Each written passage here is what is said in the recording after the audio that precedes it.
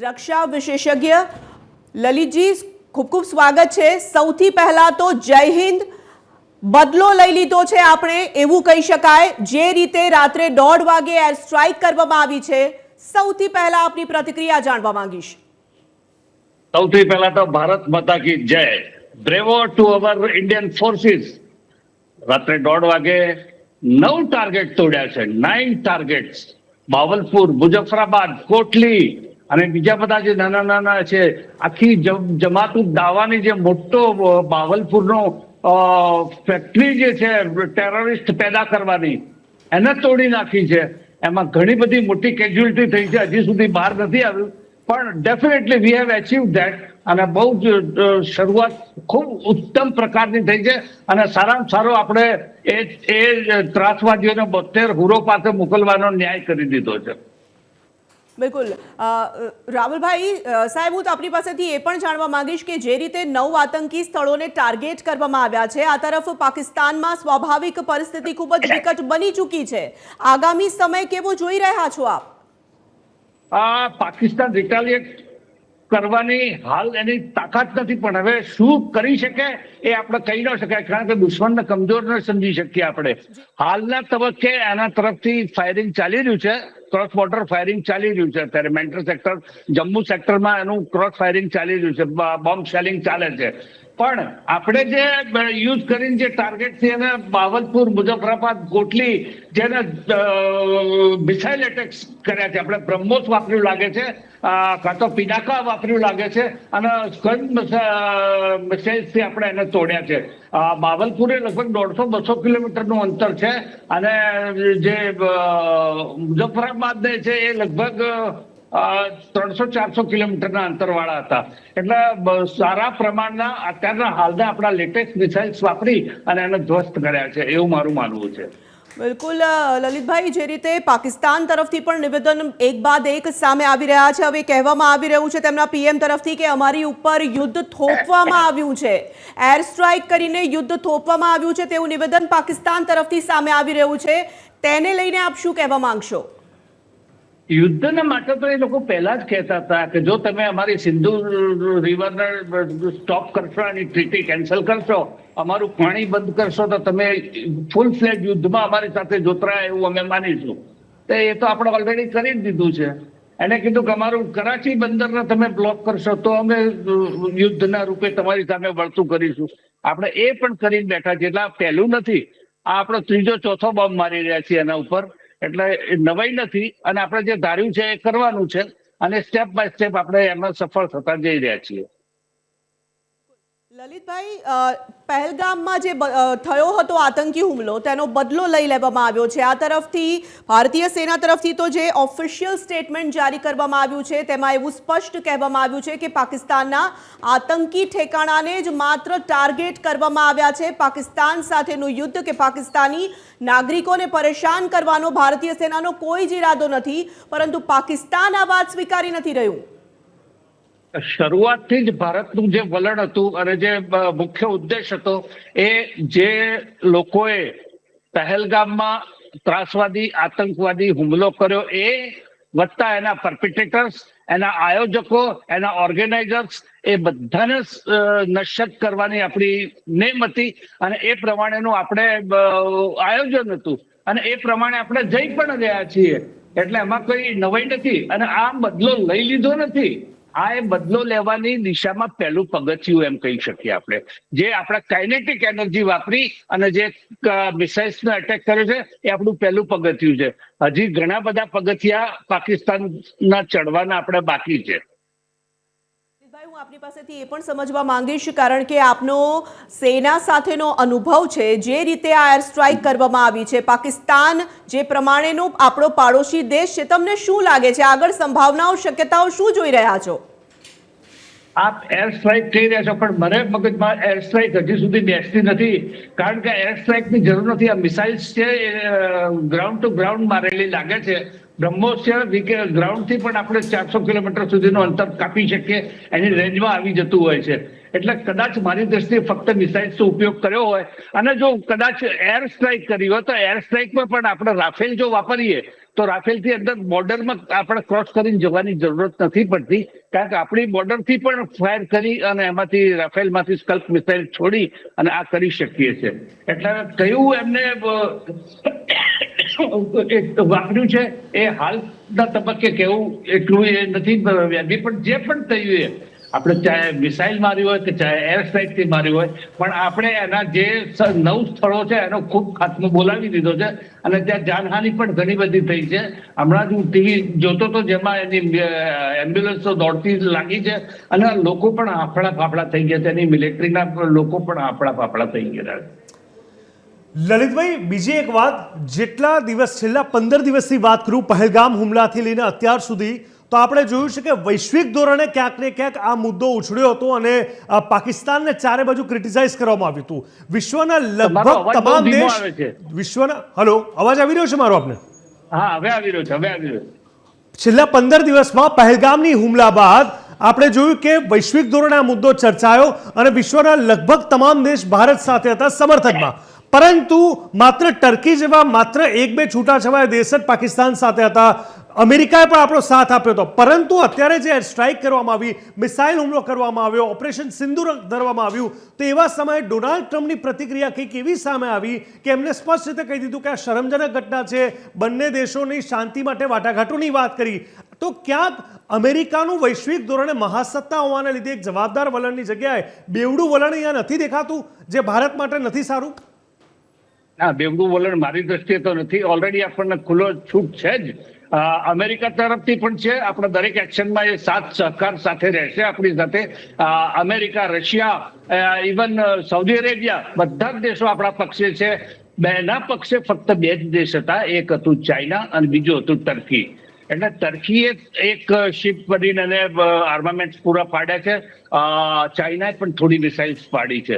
એ સિવાય બીજી કોઈ મદદ થઈ નથી. અને ટ્રમ્પે જો આવું વિધાન આપ્યું હોય તો એ ફક્ત એક મોટા ભા તરીકે પોલીસ પટેલની રૂએ એને કીધું કે આ થોડું શરમજનક છે. એ ફક્ત દેખાડો કરવા પૂરતું કીધું હોય, બાકી ભારતના વિરુદ્ધમાં જઈને એને કોઈ વિધાન નહીં આપ્યું હોય. ઠીક છે લલિતભાઈ, એક સવાલ હું આપને એ પણ પૂછવા માંગીશ, જેવી રીતે આવતીકાલે મોક ડ્રિલ યોજવાની છે, બ્લેકઆઉટ કરવામાં આવશે, તમામ જગ્યાએ આ જાહેરાતો કરવામાં આવી હતી, તેને લઈને લોકોને સતર્ક કરવામાં આવ્યા હતા, તેને લઈને ગાઈડલાઈન બહાર પાડવામાં આવી હતી અને આજે રાત્રે હવે આ રીતે એર સ્ટ્રાઇક કરી દેવામાં આવી છે પાકિસ્તાન પર. આવતીકાલથી સ્વાભાવિક એક બાદ એક મહત્વપૂર્ણ મિટિંગોનો દોર પણ શરૂ થઈ જશે. આવતીકાલનો દિવસ ભારત માટે કેવી રીતનો જોઈ રહ્યા છો આપ? આવતીકાલથી નહીં, અત્યારથી જ બધી જ મિટિંગો ચાલુ જ હોય, હાઈ લેવલની બધી જ મિટિંગો હોય, સિક્યુરિટીની તમામ પ્રકારની. અહીંયા આપણે નહીં, ઇવન પાકિસ્તાનમાં પણ અત્યારે રાવલપિંડીમાં બધા જ લગભગ લેફ્ટનન્ટ જનરલ, મેજર જનરલ અને જનરલો બધા ત્યાં જમા થઈ ગયા છે અને એમની પણ ચર્ચા વિચારણાઓ, દરેકની મિટિંગો ચાલે. અને આવા તબક્કે તો એમને કરવું જ પડે. અને આ જે આવતીકાલની મોક ડ્રિલ રાખી છે એ તો આપણા ફાયદામાં છે. એમાં શું ફરક પડે છે? આપણે કદાચ ન કરે નારાયણ, પાકિસ્તાનની કદાચ હિંમત ખુલી જાય અને એટેક કરવા આવે તો આપણી પ્રજા પણ અહીંયા સાવચેત હોય, સાબદી હોય તો કંઈ નુકસાન ન પહોંચાડી શકે. એટલે એ મોક ડ્રિલના નામે કંઈ લાગે ન વળગે.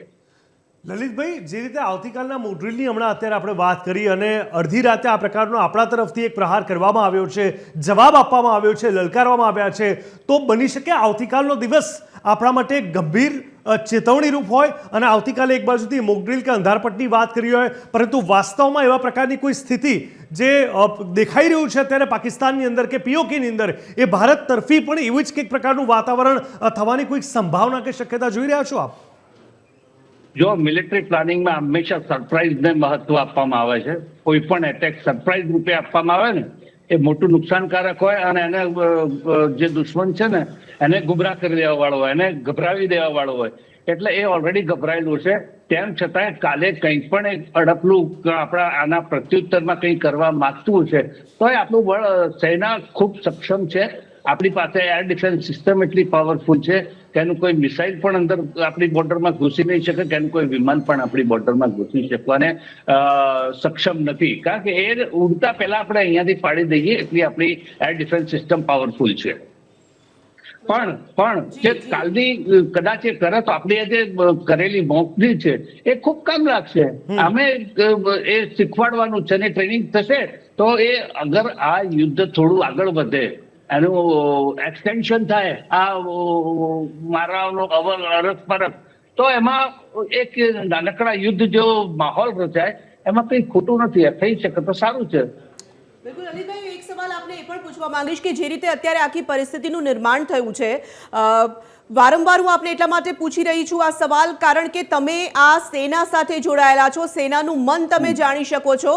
ભારતીયો માટે કોઈ ખાસ વાત આપ કહેવા માંગશો? જે રીતે આ એર સ્ટ્રાઇક કરવામાં આવી છે, આવનારા દિવસોમાં, આવતીકાલે, કાલે સવારથી કેવી રીતે સતર્ક રહેવું, શું સાવચેતી રાખવી, શું લાગી રહ્યું છે તમને? ભારતીય નાગરિકોએ આપણા આ સબળ અને ઈચ્છા શક્તિ ધરાવતા નેતૃત્વ ઉપર ખૂબ ભરોસો રાખવો અને ભારતીય સેના ઉપર ભરોસો રાખો. બીજું કંઈ કરવાની જરૂર નથી. પોતાની જાતને સાવચેતીપૂર્વક સલામત રાખો. બાકી બીજું બધું જ કામ ભારતીય સેના કરી લેશે. એની જરાય ચિંતા કરવાની જરૂરત નથી. હા, અહીંયા તમારે રહી સાવધાન રહેવાની એ જરૂર છે કે અહીંયા જે અડધો મોરચો ભારતના અંદર જે મીર જાફર અને જયચંદુના રૂપમાં સમાયેલો છે ને, એ કંઈ અવળચંડી ન કરે એટલી થોડી તકેદારી આપણી ભારતીય પ્રજાએ રાખવાની જરૂર છે.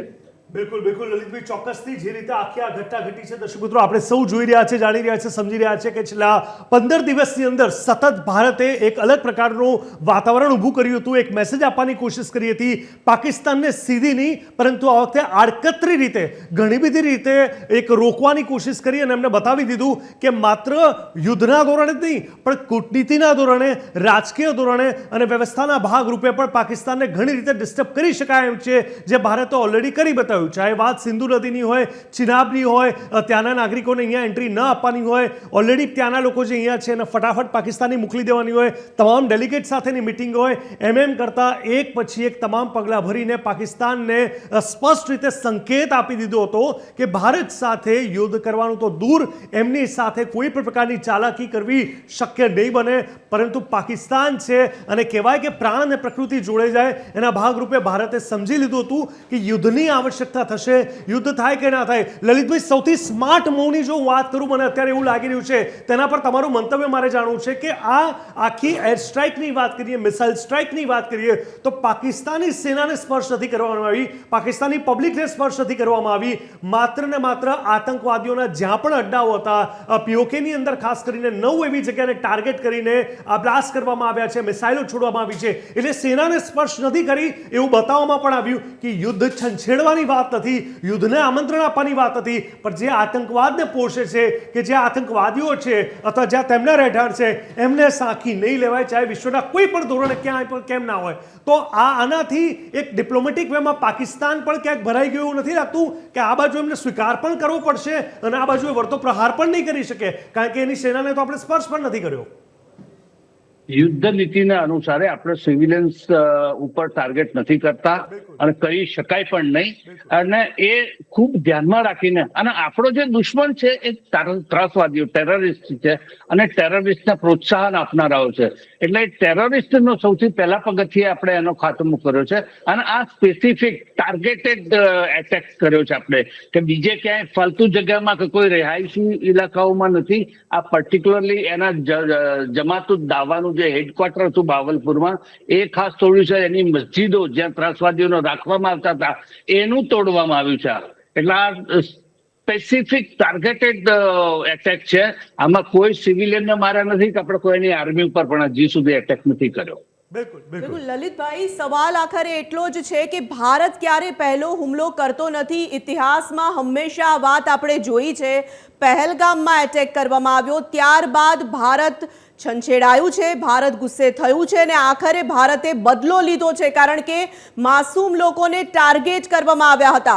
પાકિસ્તાન હવે આ હુમલાને કેવી રીતે જુએ છે, પહેલગામના હુમલાને એ યાદ રાખે છે કે નહીં, અને હવે માત્ર ને માત્ર એર સ્ટ્રાઇક જોવે છે કે કેમ, તેના પર પણ સ્વાભાવિક તમામ લોકોની નજર રહેશે અને પાકિસ્તાન તરફથી શું રિએક્શન આપવામાં આવે છે તે પણ ખૂબ મહત્વપૂર્ણ બની રહેશે.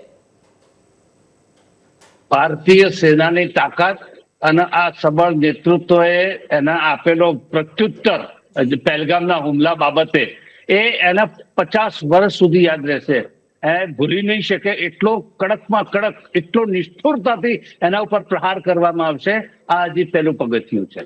બિલકુલ. લલિતભાઈ, બીજું એક કે આ પાકિસ્તાન તરફથી એવો પણ દાવો કરવામાં આવી રહ્યો છે, ત્યાંની તમામ મીડિયા ચેનલ પણ એવું બતાવી રહી છે કે ભારતના 2 લડાકુ વિમાનને તોડી પાડવામાં આવ્યા. બેકફાયરમાં એ જે કંટ્રોલ કરવાની કોશિશ કરવામાં આવી છે એમાં આપણા વિમાનોને નુકસાન પહોંચાડી એમને પડતો પ્રહાર કરવામાં આવ્યો. આમાં શું તથ્ય છે? કારણ કે પાકિસ્તાન દરેક વાર અલગ અલગ પ્રકારના સ્ટેટમેન્ટ આપી રહ્યું છે થોડા સમયે. અત્યારે થોડીક વાર પહેલાનું આ સ્ટેટમેન્ટ ભારતીય 2 લડાકુ વિમાન પર જે કહેવામાં આવ્યું છે, આ શું બતાવે છે?